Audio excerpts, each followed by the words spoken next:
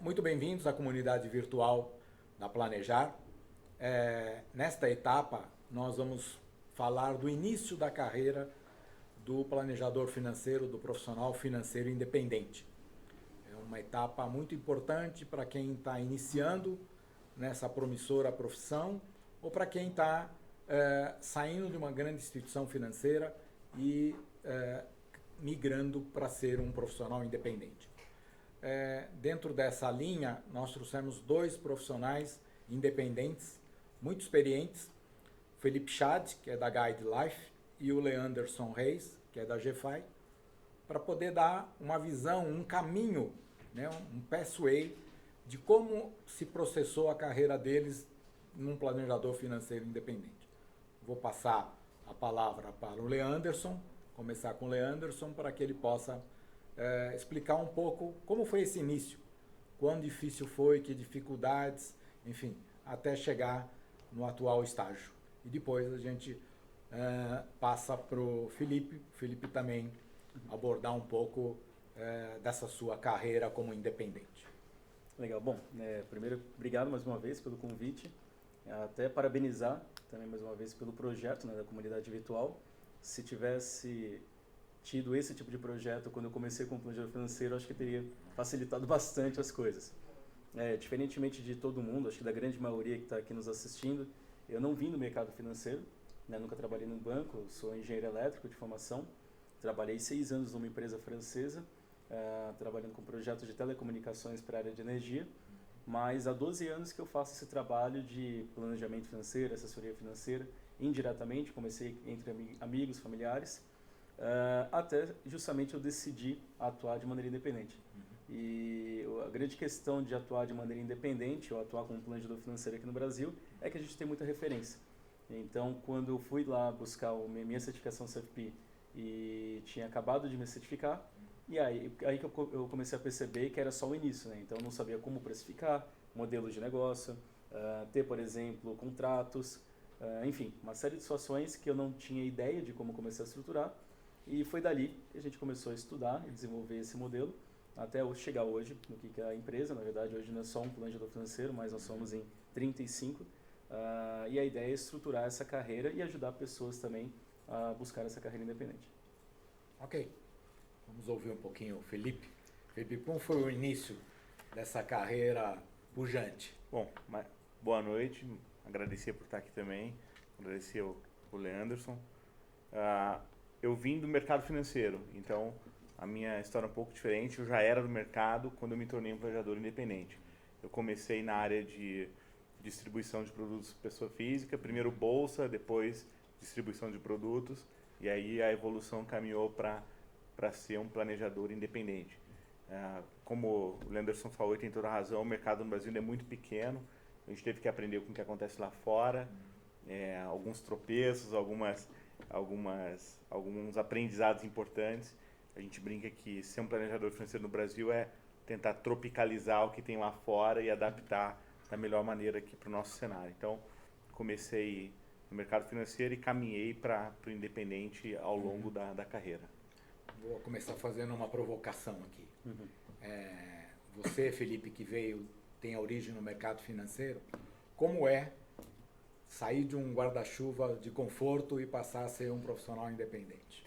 Bom, não dizer que é fácil, eu estaria mentindo. Eu acho que a transição tem que ser bem planejada.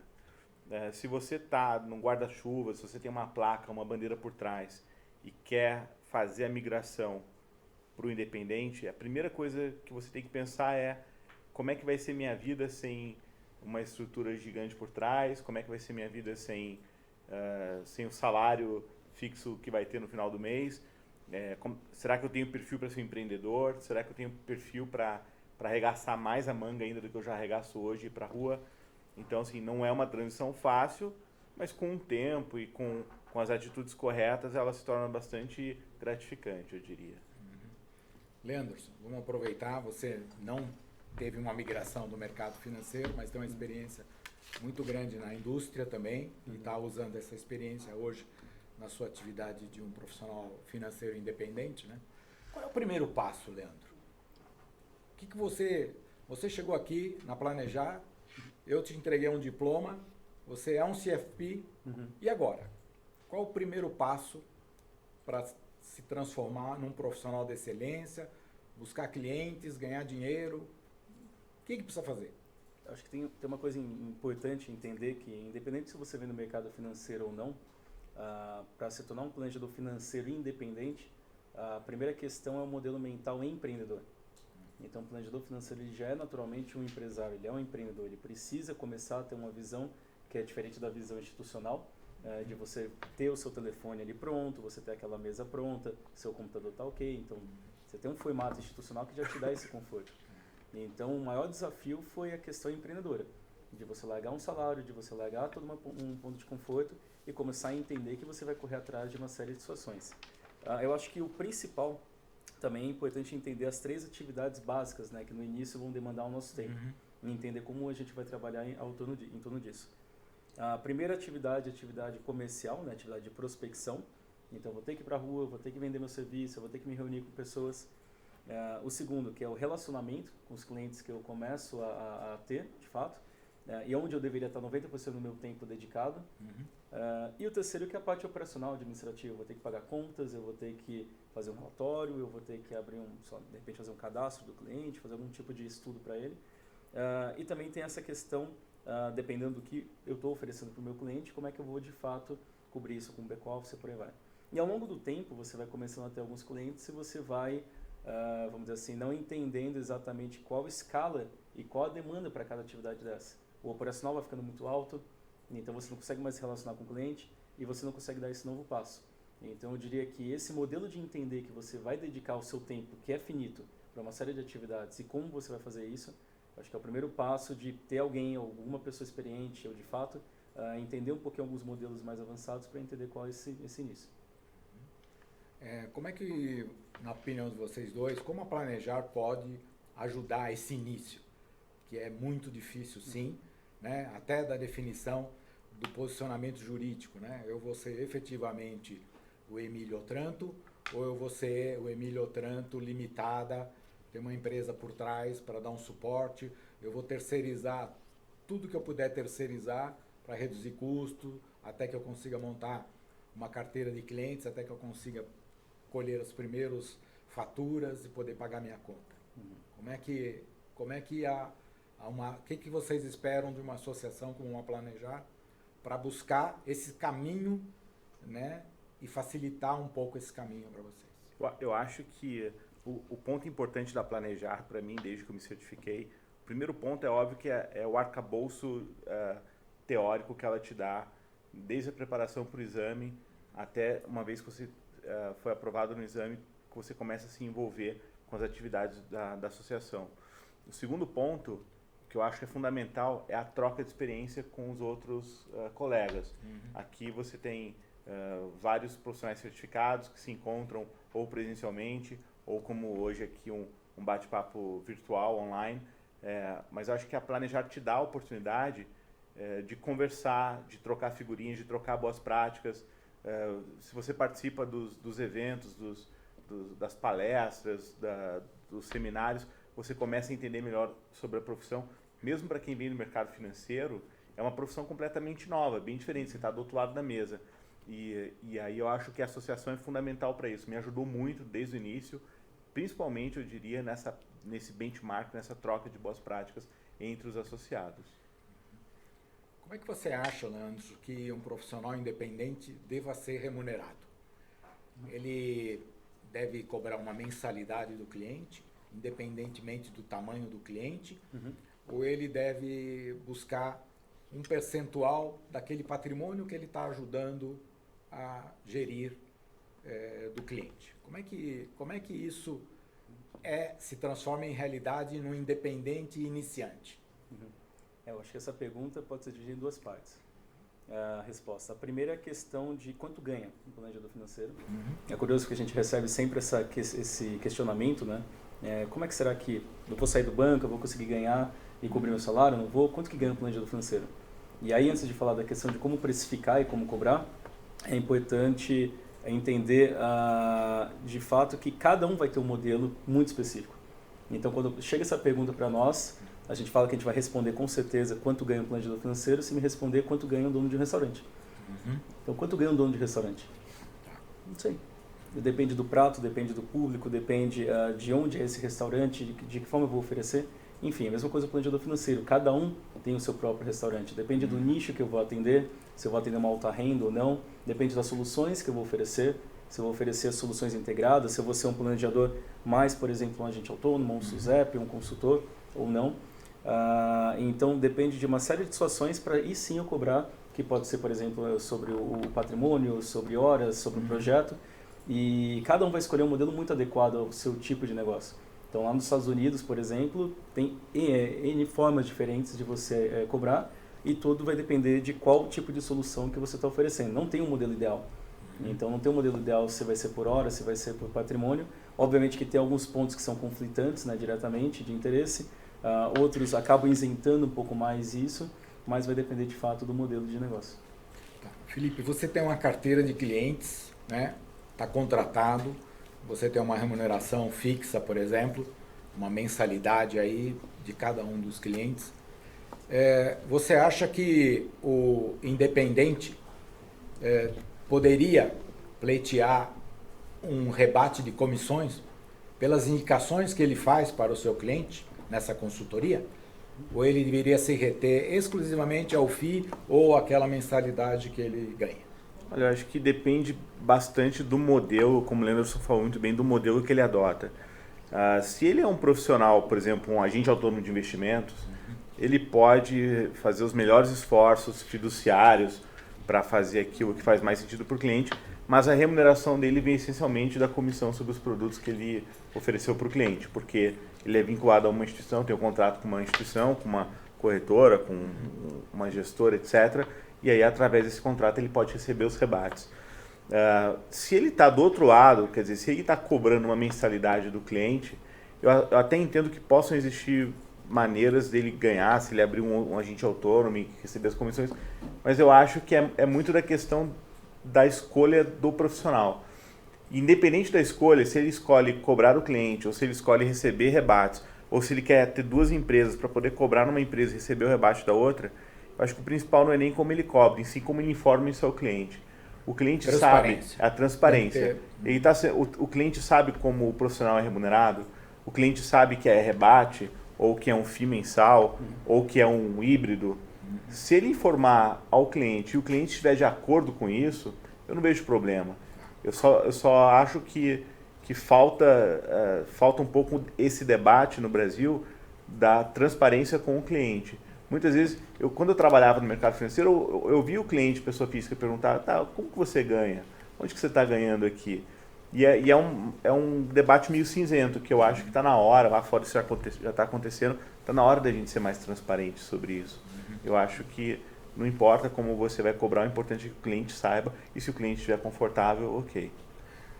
Leanderson, admitindo-se que o Independente consiga efetivamente, com a transparência total, mostrar para o cliente que ele está, para poder executar um melhor plano, ele está linkado a uma distribuidora ou uma prestadora de serviços financeiros, e para isso ele recebe uma parcela daquela assessoria.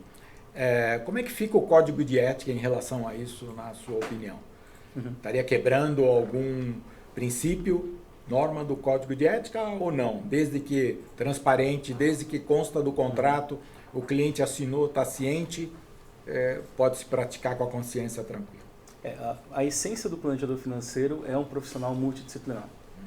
Então, o que o código de ética diz é que ele deva ter dentro do seu escopo aquilo que ele consegue entregar. E se ele não consegue entregar, que ele consiga, se for o caso, direcionar ele para um profissional adequado que faça esse tipo de solução, enfim. Então, uma vez que o planejador financeiro ele é multidisciplinar, então dentro do escopo dele, ele vai buscar parceiros, ele vai buscar, por exemplo, um advogado tributário, ele vai buscar alguém especialista em alocações, que ele pode indicar para o cliente como um complemento ou para uma solução, uma possibilidade de solução.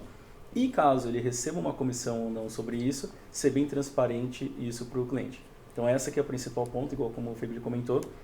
Se dentro do escopo que é apresentado para o cliente estiver bem claro que ele vai ganhar comissões se ele buscar uma solução, por exemplo, que foi indicada para ele, indiferente qual seja ela, aí sim isso tem que estar bem claro e isso não fere o código de ética. Tá. Vocês acreditam que um planejador financeiro possa vender previdência, seguro, sem nenhum tipo de conflito? De novo, se o conflito está exposto para o cliente, eu não vejo problema. Quer dizer, você tem que expor para o cliente, como o Leandro falou, olha, eu estou indicando que você procure uma empresa aqui de seguros ou de previdência. E pela minha indicação eu vou ser remunerado, ok, eu acho e o cliente fala, oh, tudo bem, eu acho que tudo bem. Se você trouxer isso para uma atividade que faz parte do nosso dia a dia, como um serviço médico, por exemplo, você tem isso também. Quer dizer, o médico pode te cobrar pela consulta e ele pode te dar um remédio ali que ele gosta, que ele se sente confortável em recomendar, mas que ao mesmo tempo é um laboratório que ajuda o médico ali em suas pesquisas, financeiramente ou com outra maneira. Então, assim, você tem isso também em outros mercados. Eu acho que, de novo, o importante é a transparência, é o full disclosure. Olha, eu estou abrindo com você, como eu sou remunerado, inclusive pelas minhas indicações, para fazer aquilo que é melhor para você, cliente. E não vou te recomendar aqui uma coisa que não tem nada a ver com o seu planejamento, porque aí sim eu estaria ferindo o código de ética. E o cliente tem total liberdade de pegar aquela solução e comparar com outras casas, com outros lugares, e entender o que é melhor para ele. Leanderson, qual é o melhor modelo de negócio para um planejador financeiro pessoal? Olha, essa é uma pergunta também que é muito colocada. Vou até buscar um pouquinho o depoimento de uma experiência que nós tivemos ano passado, né? Nós estivemos em Boston, e a gente teve a oportunidade de conhecer um dos executivos ali de uma empresa que chama Mary Price, que é uma das maiores empresas de planejamento financeiro do mundo. Só eles têm 10 mil planejadores financeiros. E eu tive a oportunidade de fazer essa pergunta para ele. Então, qual que é o modelo ideal, né, de planejamento financeiro? Qual a melhor forma de cobrar, enfim, qual que é o modelo que você acha que é o mais interessante? E a resposta que ele me deu foi justamente essa: olha, no dia que você encontrar, você me manda um e-mail, você me liga e me fala. Não existe um modelo ideal. Então, existe um modelo que se adequa a cada um. Acho que o mais importante, numa sequência lógica, vamos dizer assim, de entender o que é um modelo de negócio, primeiro definir o público nicho, né? Então, o público-alvo que você quer atender, que dependendo do público-alvo você vai ter uma série de situações e soluções diferentes que você vai poder oferecer. Depois aí sim, que soluções que você vai oferecer para aquele público-alvo. Se é uma altíssima renda, provavelmente você vai conversar com elfos. Então, se for alguém endividado, talvez você não vá buscar soluções de alocações. Ferramentas e softwares, que esse eu acho que é um ponto bem, vamos dizer assim, deficitário no país, né? Então, a gente não tem ferramentas e softwares aqui no Brasil, como tem, por exemplo, países em primeiro mundo como os Estados Unidos, tem milhares de ferramentas para escolher. Então é um gap, mas você tem que desenvolver ou buscar parceiros para isso. Infraestrutura e back-office, enfim. Você vai escalonando o seu negócio, vai entendendo quem que você quer atender e depois montando esse business, que não é simples, né? Esse modelo de negócio que, como a gente comentou, que é o modelo mental empreendedor, para aí sim buscar o melhor negócio que se adeque a você. E com certeza, se pegar 100 profissionais, cada um vai ter um modelo de negócio com seu DNA, ou ele buscar de repente grupos de profissionais ou até empresas que tem uma metodologia que faz sentido com os valores dele. Como é que vocês estão se preparando para essa tecnologia financeira que chegou, as fintechs? Porque, às vezes, o cliente ele tem um conhecimento muito profundo dessas tecnologias. Como é que vocês estão lidando com isso?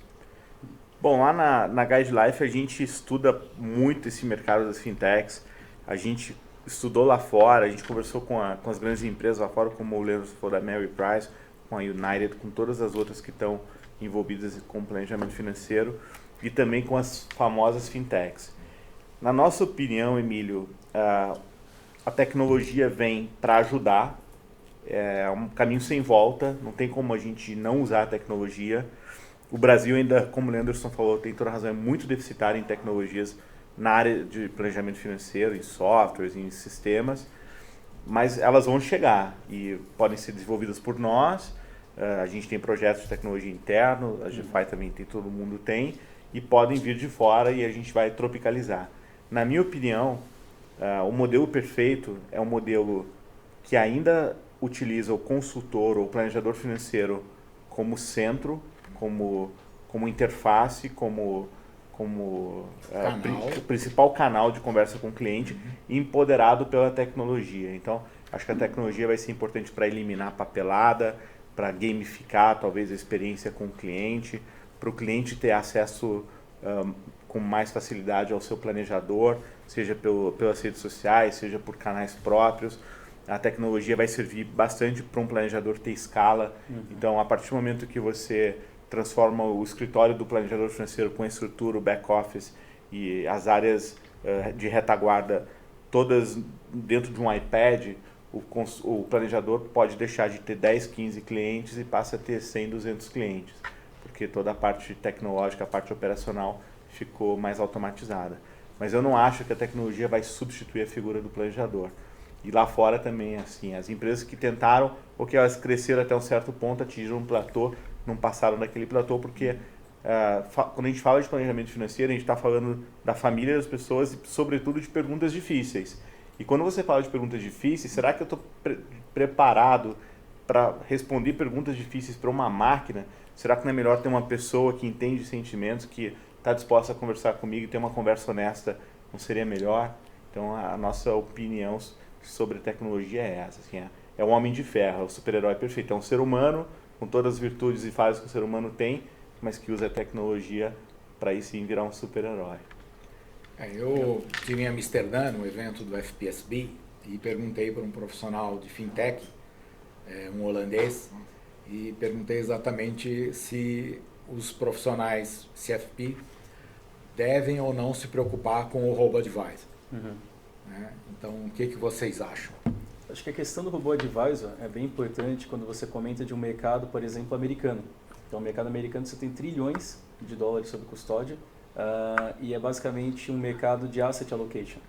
Então, porque não tem renda fixa, vamos dizer assim, a rentabilidade como num país como o Brasil, e você tem que buscar, de fato, o rebalanceamento direto da carteira e acaba sendo, muitas vezes, o mote central da discussão.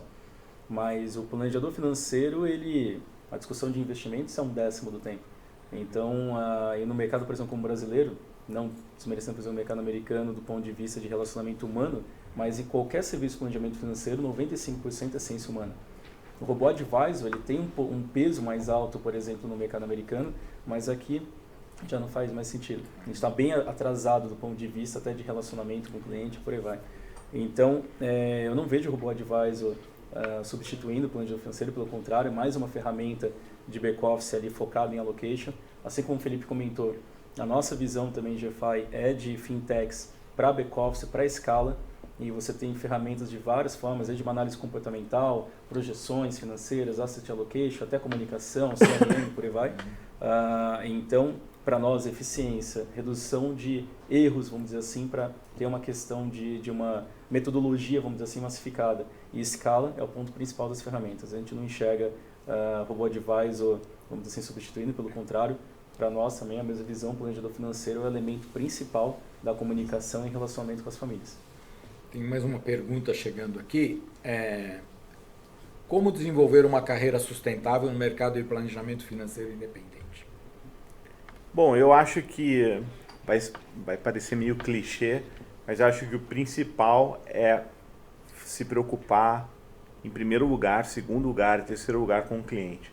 A partir do momento que você tem as necessidades do cliente e os objetivos do cliente como suas necessidades e objetivos, a carreira fica bem sustentável, porque a sua tendência vai ser sempre de ter mais clientes, afinal de contas um cliente feliz vai te recomendar para outros clientes que também vão ser bem atendidos.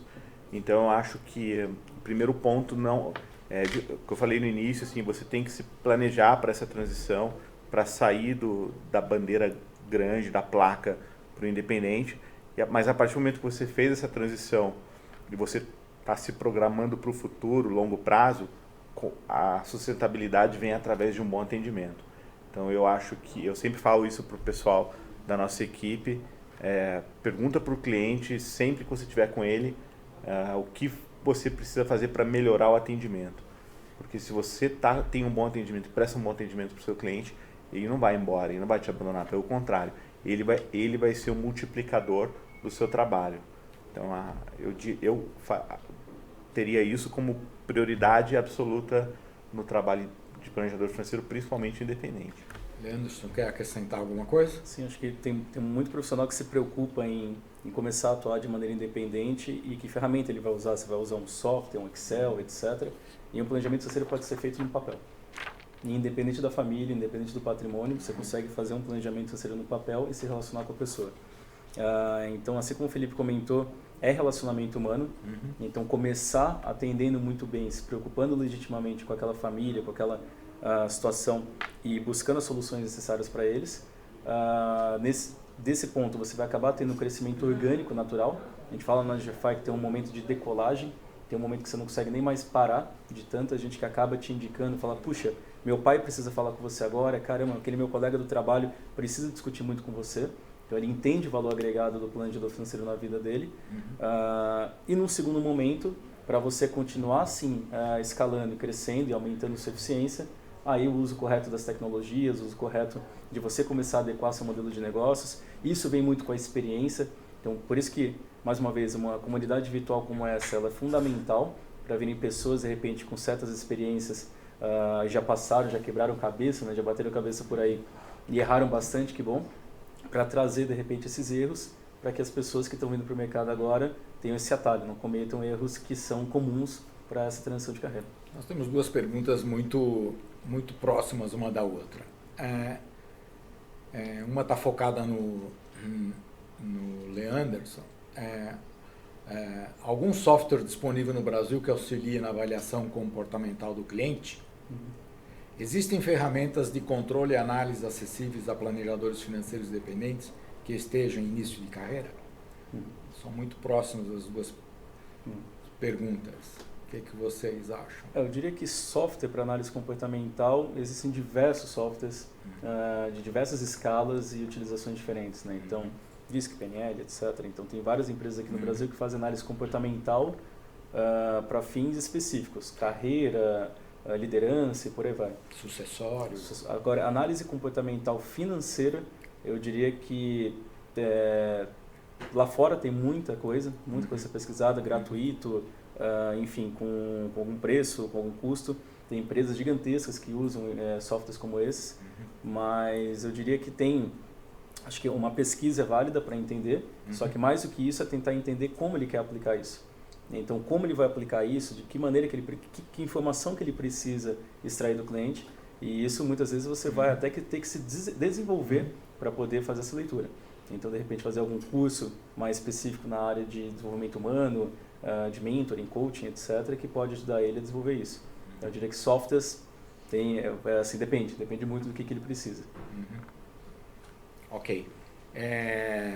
Aquele profissional recém-formado, tem alguma experiência, até porque se ele não tiver nenhuma experiência, ele não vai ser um profissional CFP. E aí se vê isoladamente como um empreendedor e vai iniciar efetivamente uma carreira. No mundo, o desejo de todos os profissionais CFP, ou até do FPSB, é que essa carreira seja de fato reconhecida como uma profissão. E no Brasil também, a gente está trabalhando um pouco dentro dessa linha. Mas, assim, você acha que para um iniciante na carreira de profissional CFP independente, é muito importante já ter o reconhecimento da profissão hoje, ou se ele for reconhecido como um financial advisor, um consultor, ele consegue trabalhar até que a Planejar consiga tratar com os reguladores para caminhar na regularização da profissão? Bom, eu acho que o financial advisor, o planejador financeiro, é uma profissão super nova no Brasil. Isso não é ruim, é só uma questão de conscientizar as pessoas e mostrar a importância do nosso trabalho. Como planejador iniciante, eu acho que a Planejar, como eu falei mais cedo, dá uma ajuda muito grande na troca de experiências, no apoio institucional, principalmente agora com o novo nome da associação, e isso só tende a melhorar, principalmente através dos canais digitais, etc. Mas isso não impede que o profissional consiga exercer sua profissão, seja independente sozinho, carreira solo, seja através de uma estrutura maior, uma estrutura independente que já exista, e ele se plugue a essa estrutura para trabalhar. De novo, o trabalho é muito mais de conscientizar os clientes, um depois do outro, de que o que ele faz muda a vida das pessoas, e de fato muda. Uma vez conseguido isso, uma vez alcançado esse objetivo, naturalmente a profissão vai se desenvolver através das pessoas que praticam a profissão com seriedade, sempre aderindo ao código de ética da associação, participando dos eventos, e através da associação que vai propagar a atividade. Então, acho que são duas coisas que vão correr juntas para o benefício de todos. Vou fazer uma última pergunta aqui para a gente encerrar. Se o planejamento financeiro de fato transforma a vida das pessoas, como é que vocês estão se preparando para continuamente serem educados e dar o melhor para esse cliente?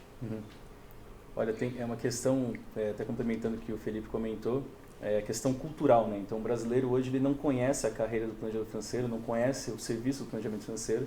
Então, são duas vias, né? Profissionais que ainda não entendem o que é carreira e clientes que ainda não entendem o que é o serviço. Uma vez que os brasileiros comecem a entender o que é o serviço, como é que é o valor agregado, assim como um tempo atrás o personal trainer ninguém imaginava pagar para alguém para ajudar a fazer exercício, e entendendo que pode existir uma pessoa de confiança para ajudar no planejamento financeiro, naturalmente o próximo passo também é a questão de profissionais que vão ter que ser treinados e conhecer essa carreira. Então, eu diria que a questão da educação, ela vai partir muito justamente de uma comunidade como essa. Nós temos aqui centenas, milhares de profissionais que, ao longo do tempo, vão começar a mostrar para o brasileiro o que de fato é esse serviço de planejamento financeiro e, naturalmente, a educação financeira que já está intrínseca dentro do serviço vai começar a ser passada para a população e a demanda por esse profissional vai começar a aumentar. Então, o que a gente tem visto hoje com algumas centenas de famílias que nós atendemos, nós enxergamos que é natural esse crescimento orgânico das famílias irem indicando e trazendo mais pessoas, e aí, de fato, o gap é de ter profissionais preparados para atender essa demanda, que a gente acredita que nos próximos 5 a 10 anos deve dar realmente uma inclinada muito forte aqui no Brasil. Ok. Tem uma pergunta ali, acho que para encerrar de fato. Como o mercado tem reagido em relação ao planejador financeiro? Como é que vocês estão sendo bem vistos, aceitos? Como é que o cliente os vê como um planejador financeiro independente? Você não tem mais o guarda-chuva de um banco, você tem um voo solo. Como é que você é visto pela sua clientela? Eu acho que o planejador financeiro, para os clientes que conhecem o nosso trabalho, a gente é muito bem visto, porque é uma maneira da gente sentar, como eu sempre falo, do mesmo lado da mesa que o cliente, conversar de igual para igual, explicar os benefícios do trabalho e, consequentemente, crescer a partir daí. O planejador financeiro não concorre, na minha opinião, com os distribuidores, com o gerente de banco, com o advogado contador. Eu acho que nosso trabalho é construir um plano holístico e, a partir daí, indicar soluções para o cliente, que aí pode envolver o gerente, o distribuidor de produtos, o contador ou o advogado. E como o Leanderson falou, assim, nos próximos 5, 10 anos a gente vai ver um boom nessa profissão. Vai ser uma profissão tão reconhecida como contador, como advogado, como personal trainer.